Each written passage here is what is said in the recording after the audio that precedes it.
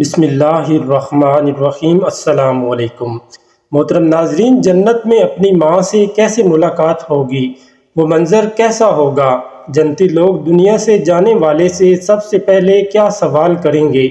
ناظرین محترم، کسی بھی انسان کے لیے دنیا میں سب سے زیادہ پاکیزہ اور محبت کرنے والا رشتہ اس کے ماں باپ کا ہے۔ اس کے بعد انسان کے سگے بہن بھائی اور پھر دوسرے رشتہ دار آتے ہیں۔ اس دنیا میں قائم یہ رشتے کسی بھی انسان کے لیے اولین ترجیح ہوتے ہیں، جبکہ کچھ رشتے تو ہماری زندگی کے لیے ایسے اہم اور لازم بھی ہو جاتے ہیں کہ ان کے بغیر زندگی گزارنا ناممکن اور محال ہو جاتا ہے۔ ناظرین، جنت میں ایک ایسی شاندار اور بے مثال جگہ ہے جو اللہ تعالیٰ نے ایمان والوں کے لیے بنائی ہے، اور اس میں ایسی نعمتیں رکھی ہیں جو نہ کسی آنکھ نے دیکھی، نہ کسی کان نے سنی، اور نہ ہی کسی دل میں ان کا خیال آیا۔ جنت کے بارے میں جو کچھ بیان کیا جاتا ہے وہ صرف سمجھانے کے لیے ہوتا ہے، ورنہ دنیا کی اعلیٰ ترین چیز کا بھی جنت کی کسی نعمت سے کوئی مقابلہ نہیں۔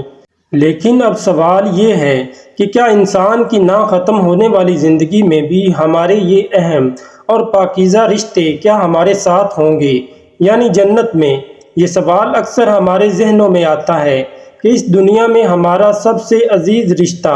یعنی ہماری ماں کیا جنت میں بھی ہمارے ساتھ ہوگی؟ آئیے احادیث کی روشنی میں اس سوال کا جواب تلاش کرتے ہیں۔ احادیث میں ہے کہ جب کوئی روح العین میں پہنچتی ہے تو وہاں پر موجود روحیں اس سے ملنے آتی ہیں اور دنیا میں اپنے رشتہ داروں کے بارے میں معلوم کرتی ہیں۔ اس طرح سے جب کوئی انسان مرنے کے بعد العین میں پہنچتا ہے تو اس کے رشتہ دار اس سے ایسے ملتے ہیں جیسے کسی دور دراز سے آنے والے مسافر سے ملاقات کی جاتی ہے، اور دونوں آپس میں مل کر بہت خوش ہوتے ہیں۔ ارشاد باری تعالیٰ ہے، اے میرے بندو، آج تم پر نہ کوئی خوف طاری ہوگا اور نہ تم غمگین ہوگے۔ میرے وہ بندے جو ہماری آیتوں پر ایمان لائے تھے اور فرما بردار رہے تھے، تم بھی اور تمہاری بیویاں بھی خوشی سے چمکتے چہروں کے ساتھ جنت میں داخل ہو جاؤ۔ ان کے آگے سونے کے پیالے اور گلاس گردش میں لائے جائیں گے، اور اس جنت میں ہر وہ چیز ہوگی جس کی دلوں کو خواہش ہوگی اور جس سے آنکھوں کو لذت حاصل ہوگی۔ ان سے کہا جائے گا کہ اس جنت میں تم ہمیشہ رہو گے۔ ناظرین، ان آیات سے یہ بات ثابت ہوتی ہے کہ جنتی مردوں کی بیویاں بھی جنت میں ان کے ساتھ ہی ہوں گی اور ایک ساتھ ہی جنت میں رہیں گے۔ وہاں جنت میں انہیں ہر وہ چیز مہیا کی گئی جس کی وہ خواہش کریں گے۔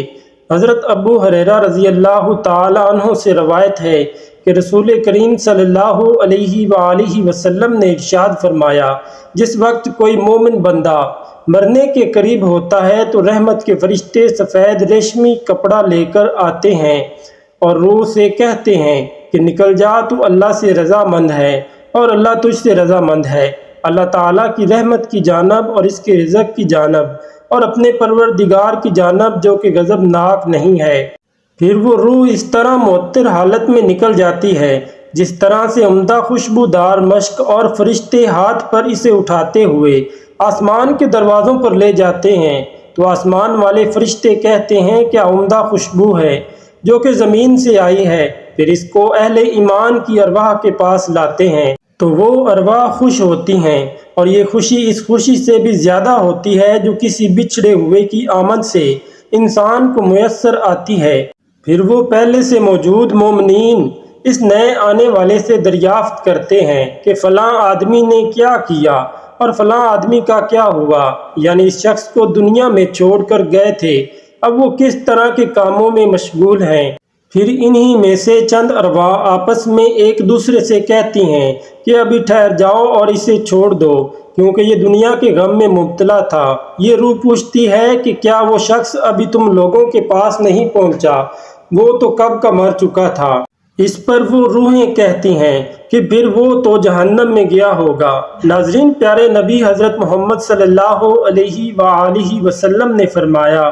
کہ تمہارے اعمال تمہارے ان رشتہ داروں کو اور خاندان والوں کے سامنے جو آخرت یعنی عالم برزخ میں ہے پیش کیے جاتے ہیں۔ اگر نیک عمل ہوں تو وہ خوش ہوتے ہیں اور کہتے ہیں کہ اللہ آپ کا فضل اور رحمت ہے، بس اپنی یہ نعمت اس پر پوری کیجیے۔ اور اس پر اس کو موت دیجیے۔ اس طرح ان پر گناہ گار شخص کا عمل بھی پیش ہوتا ہے تو وہ کہتے ہیں اللہ اس کے دل میں نیکی ڈال دے جو تیری رضا اور قرب کا سبب ہو جائے۔ مختلف روایات سے معلوم ہوتا ہے کہ جنت میں مختلف رشتہ دار ایک دوسرے کو پہچانتے ہوں گے اور ایک دوسرے سے ملتے جلتے رہیں گے اور ان میں سے بعض کو ایک ساتھ رکھا جائے گا۔ سورۃ الطور کی آیت نمبر 21 میں اللہ تعالیٰ کا فرمان ہے، اور جو لوگ ایمان لائے اور ان کی اولاد نے بھی ایمان میں ان کی پیروی کی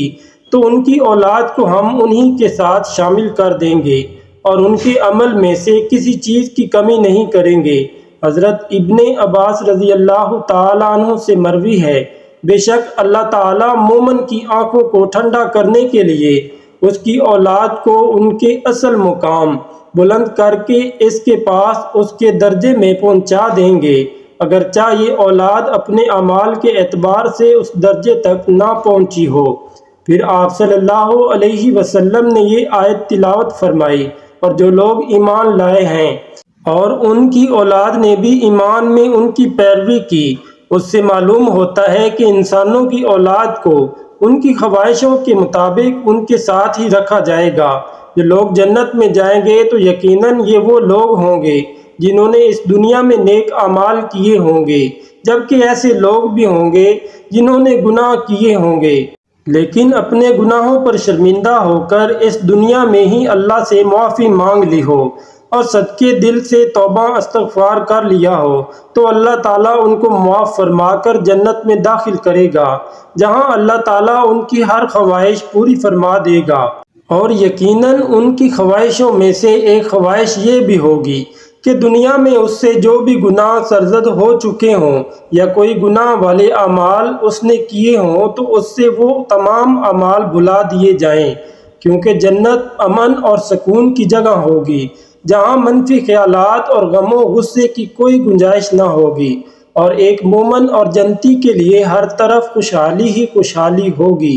جیسا کہ سورۃ بقرہ کی آیت نمبر 25 میں ارشاد باری تعالیٰ ہے، اور جو لوگ ایمان لائے اور نیک عمل کرتے رہے ان کو خوشخبری سنا دو کہ ان کے لیے جنت کے باغ میں جن کے نیچے نہریں بہہ رہی ہیں، جب انہیں ان میں سے کسی قسم کا میوہ کھانے کو دیا جائے تو کہیں گے یہ تو وہی ہے جو ہم کو پہلے بتایا گیا تھا، اور انہیں ایک دوسرے کے ہم شکل میوہ دیے جائیں گے، اور وہاں ان کے لیے پاک بیویاں ہوں گی اور وہ بہشتوں میں ہمیشہ رہیں گے۔ محترم ناظرین، ایک اور حدیث میں ہے کہ رسول اللہ صلی اللہ علیہ وآلہ وسلم نے ارشاد فرمایا، جب اہل جنت میں داخل ہوں گے اور ان میں سے کسی کو اپنے بھائیوں اور رشتہ داروں سے ملنے کی خواہش ہوگی تو اس کا بستر اسے اڑا کر کے بستروں کے برابر پہنچا دے گا، اور پھر دونوں تکیہ لگا کر دنیا میں بیتے ہوئے دنوں کے بارے میں باتیں کرنے لگیں گے۔ ان میں سے ایک اپنے ساتھی سے کہے گا، اے فلاں، تمہیں یاد ہے کہ اللہ نے فلاں دن اور فلاں فلاں جگہ پر ہماری مغفرت فرمائی تھی، اس طرح کہ ہم نے اللہ سے دعا کی تھی اور اللہ نے ہمیں مغفرت کا پروانہ عطا فرما دیا تھا۔ اللہ پاک سے دعا ہے کہ اللہ پاک ہمیں دنیا میں آخرت کی تیاری کرنے کی توفیق عطا فرمائے اور ہمیں نیکوکاروں میں شامل کر دے، آمین۔ ناظرین، کمنٹ سیکشن میں اللہ تعالیٰ کے 99 ناموں میں سے ایک نام کو ضرور ٹائپ کر دیں، ویڈیو کو لائک کر دیں، شیئر کر دیں اور ہمارے چینل کو سبسکرائب کر کے بیل آئیکن کو دبا دیں تاکہ ہر آنے والی نئی ویڈیو آپ تک نوٹیفیکیشن کے ذریعے سے پہنچ سکے۔ جزاک اللہ۔